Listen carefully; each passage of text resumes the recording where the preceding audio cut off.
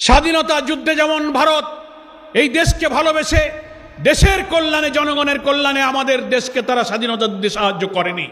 রাও ফরমান আলী আত্মসমর্পণকারী একজন পাকিস্তানি জেনারেল, তিনি তার ইন্টারভিউতে বলেছেন আন্তর্জাতিক টেলিগ্রাফ পত্রিকায়, তিনি বলেছেন, তারপরে ভারতীয় লেখকরা বলেছেন যে ভারতীয় সৈন্যরা যখন এই ঢাকা সহ পুরো পাকিস্তান তাদের নিয়ন্ত্রণে নিয়ে নিল, পাকিস্তানি সেনাবাহিনী 14ই ডিসেম্বরই আত্মসমর্পণ করতে চেয়েছিল।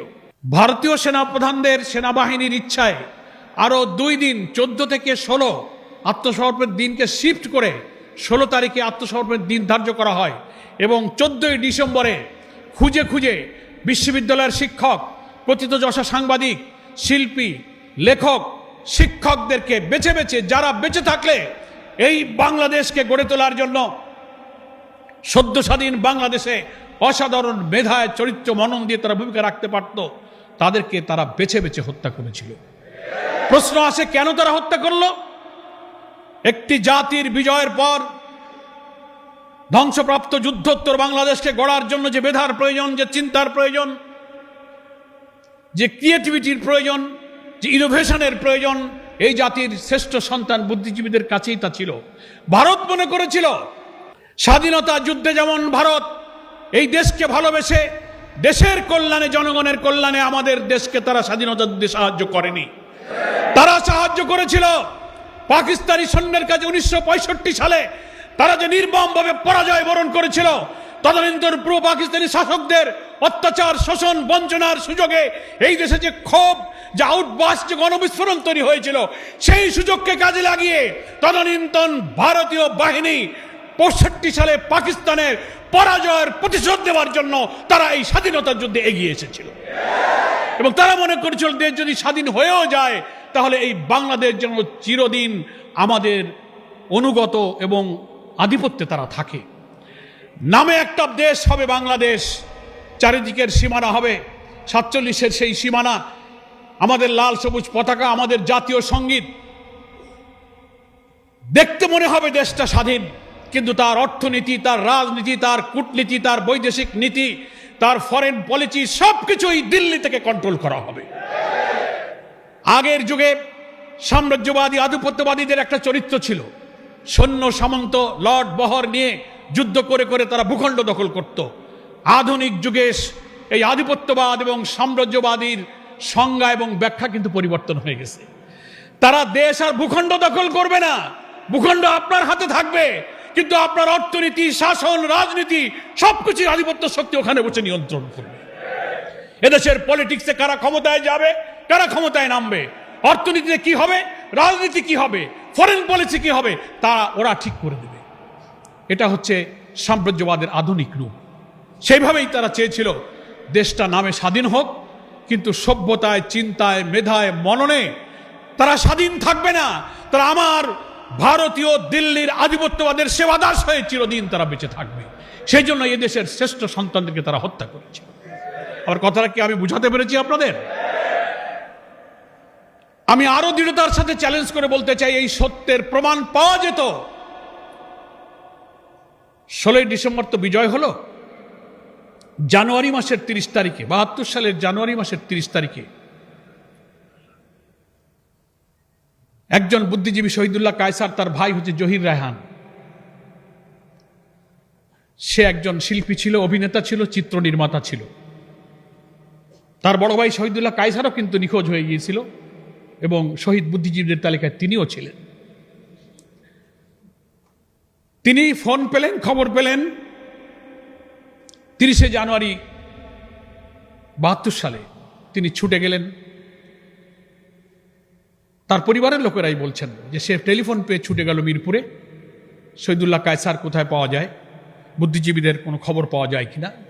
এর আগে শহীদুল্লাহ কায়সার, জহির রায়হান 14ই ডিসেম্বরের বুদ্ধিজীবী কিভাবে হত্যা হলো তার তদন্ত, তার তথ্য উপাত্ত ছবি নিয়ে একটা ডকুমেন্টারি নির্মাণ করার জন্য তারা কাজে নেমেছিলেন। তাদের কাছে তথ্য উপাত্ত তদন্তের অনেক প্রতিবেদন তাদের হাতে ছিল।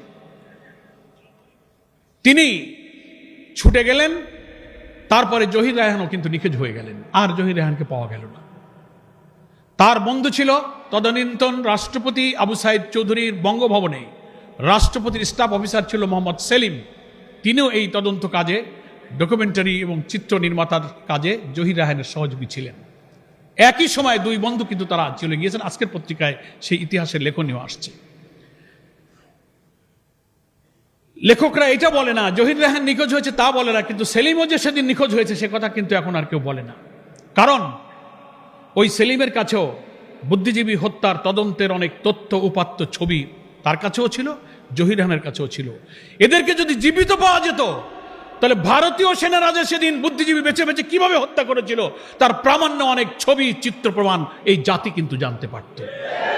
সেজন্য এটাই আশঙ্কা করা হয়েছে যে জহির রায়হানকেও 14 ডিসেম্বর তো আগে চলে গেল, জানুয়ারির 30 তারিখে 1.5 মাস পর জহির রায়হান আবার নিখোঁজ হয়ে গেল। কেন সেলিম কেন নিখোঁজ হলো? অর্থাৎ এই কারণে নিখোঁজ হলো যে ওরা বেঁচে থাকলে বুদ্ধিজীবী হত্যায় ভারতীয় আধিপত্য দিল্লির তাবেদারদের ষড়যন্ত্রের দলিল বাঙালি জানতে পারত, এদের জানতে পারত। সেই জন্য তাদেরকেও শেষ করে দেওয়া হয়েছে।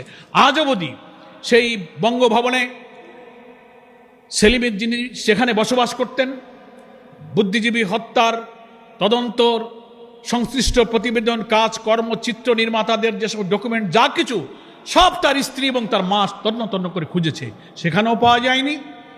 জহির রায়হান শহীদুল্লাহ কায়সারের বাড়ি, শহীদুল্লাহ কায়সারের স্ত্রী ছিল পান্না কায়সার, যার মেয়ে শমী কায়সার সবাইকে চেনেন, তারাও কিন্তু তাদের বাসা বাড়িতে এই চিত্রের নির্মাণের তথ্য উপাত্তর কোনো ডকুমেন্টস তারা হাজির করতে পারেনি।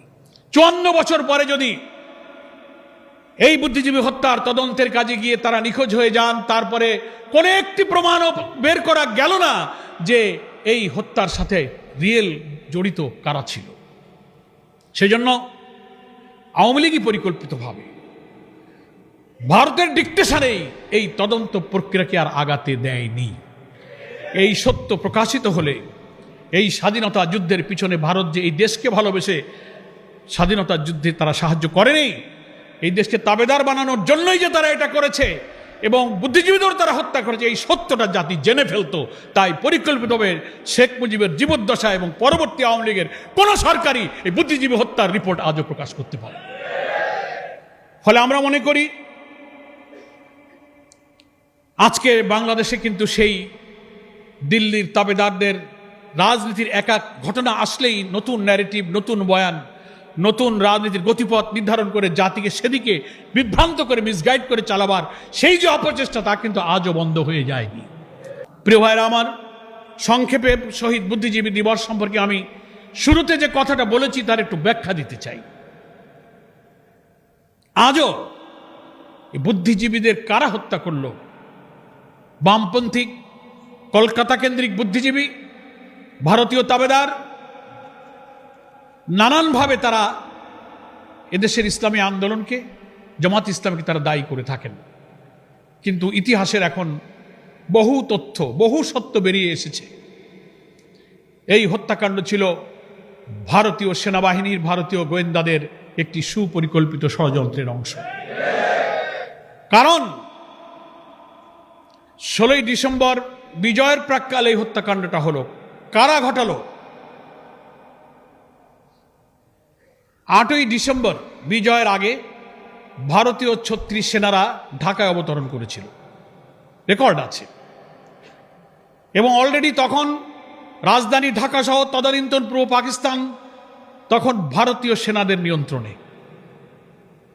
সেই সময় পাকিস্তানি সৈন্য তারা যাদেরকে অভিযুক্ত করেন, রাজাকার আলবদর যে নাম তাদেরকে বলা হয়, স্বাধীনতা বিরোধী যারা লড়াই করছিলেন, ওই বিজয়ের প্রাক্কালে ভারতীয় সৈন্য যখন রাজধানী সহ গোটা পূর্ব পাকিস্তানকে নিয়ন্ত্রণে নিয়ে নিল, তখন তারা তো নিজেদের আত্মসমর্পণ, নিজেদের প্রাণ বাঁচানো, পালিয়ে যাওয়ার চেষ্টায় তারা ব্যস্ত ছিলেন। কে কাকে খুঁজে কোথায় কাকে হত্যা করবে, নিজেদের জীবন বাঁচাতেই তো তখন তারা ব্যস্ত ছিলেন।